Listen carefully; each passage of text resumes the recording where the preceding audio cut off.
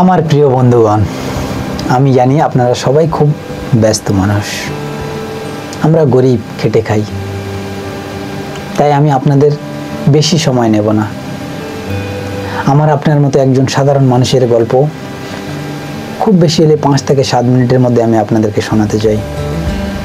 তিনি তার জীবনের চলার পথে একটা হীরা খুঁজে পেয়েছিল। সেই হীরা নিয়ে দোকানদারের কাছে যায়। দোকানদারের কাছে গিয়ে বলল যে, দেখুন তো আমার এই হীরাটা কেমন দাম হতে পারে। তো সেই দোকানদারটা হীরাটা দেখার পর বলল যে, আপনার হীরা এত দামি, আপনার হীরার দাম দেওয়ার মতো মার্কেটে কোনো দোকানদারের ক্ষমতা নেই। তো আপনি এক কাজ করুন, এই হীরাটা নিয়ে রাজার রাজমহলে যান। যদি আপনার হীরার সঠিক মূল্য রাজা সাহেব দিতে পারে। তো মানুষটা কি করলো, সেই হীরাটা নিয়ে রাজা রাজমহলে যায়। রাজা দেখে খুবই খুশি, খুবই আনন্দিত, কারণ সেই হীরার মধ্যে দিয়ে নূরের আলো বের হচ্ছিল। তো সেই রাজামশাই মন্ত্রীকে ডেকে বলল, আমার এই হীরাটা লাগবে। যদি আমার রাজত্ব, সমস্ত রাজত্ব যদি ছেড়ে দিতে হয় তাতে আমি রাজি, তবু আমার এই হীরাটা লাগবে। তো মন্ত্রী সে কি করলো, কৌশল করে সেই মানুষটাকে বলল, আপনি এই হীরাটাকে এখানে রেখে দিয়ে যান।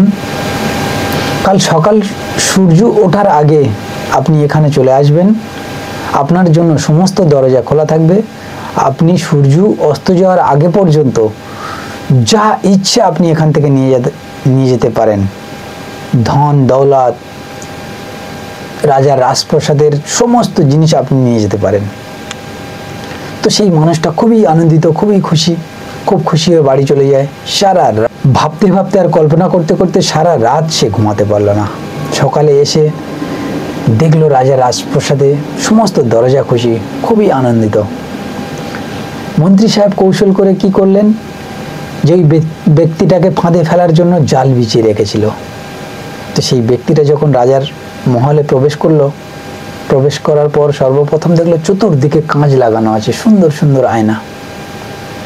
তো যখন সেই আয়নায় থেকে নিজেকে দেখলো যে আমি এমন একটা জঙ্গলি, এমন নোংরা মানুষ, দেখে নিজেকে খুব ঘৃণাবোধ বলে মনে করলো। তো সে কি করলো, সর্বপ্রথম সামনে সুইমিং পুল দেখা যাচ্ছিল, সেই সুইমিং পুলে গিয়ে আনন্দের সঙ্গে সাঁতার দিল। সে ভাবলো সময় তো অনেক বাকি, আমি কিছুই ছাড়বো না, সব নিয়ে যাব। এত সুন্দর জিনিস আমি কিছুই ছাড়বো না, সব নিয়ে যাব। সে আনন্দের সাঁতার দিয়ে উঠলো। ওঠার পর সে রাজার পোশাক সে দেখতে পেল, সুন্দর সুন্দর পোশাক। সে একটার পর একটা পোশাক, একটার পর একটা পোশাক চেঞ্জ করতে লাগলো। এটা নয় ওটা, ওটা নয় ওটা, এই করতে করতে সে কোনো রকম একটা পোশাক সিলেক্ট করলো। তো রাজার রাজমহলের সুন্দর সুন্দর নারী তাকে সেবা করতে লাগলো। সে কি করলো, যখন সুন্দর জামা কাপড় পরে রাজা রাজা বলে মনে হচ্ছিল, তখন সে ভাবলো সময় তো অনেক বাকি, কিছু খেয়ে নেওয়া যাক। সারা রাত আনন্দে কিছু খাইনি, পেটে ক্ষুধা বলে মনে হচ্ছে, কিছু খেয়ে নেওয়া যাক, সময় অনেক বাকি, কিছুই ছাড়বো না। সে কি করলো, খেতে লাগলো। সেখানে ছিল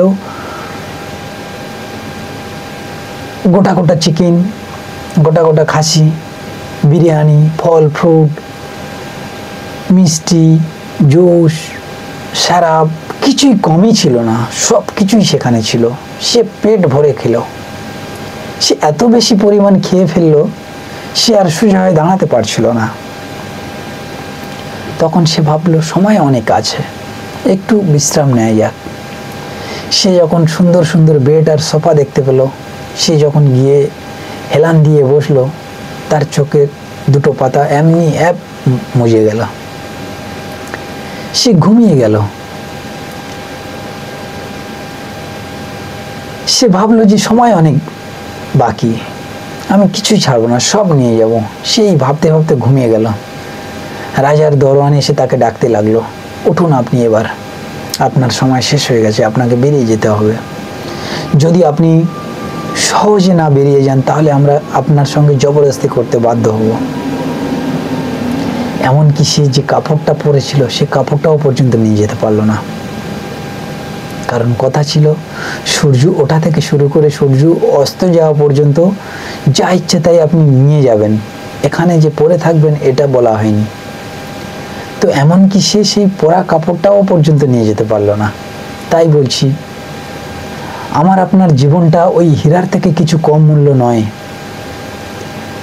আমি আর আপনি কিছু ওই ব্যক্তিটার মতো বোকামি করছি না তো। জাস্ট বলার বিষয় এটাই, জাস্ট এটা একটা উদাহরণ দিলাম আমি আপনাদেরকে। আমি কি বলতে চাই আপনারা আশা করি বুঝে গেছেন।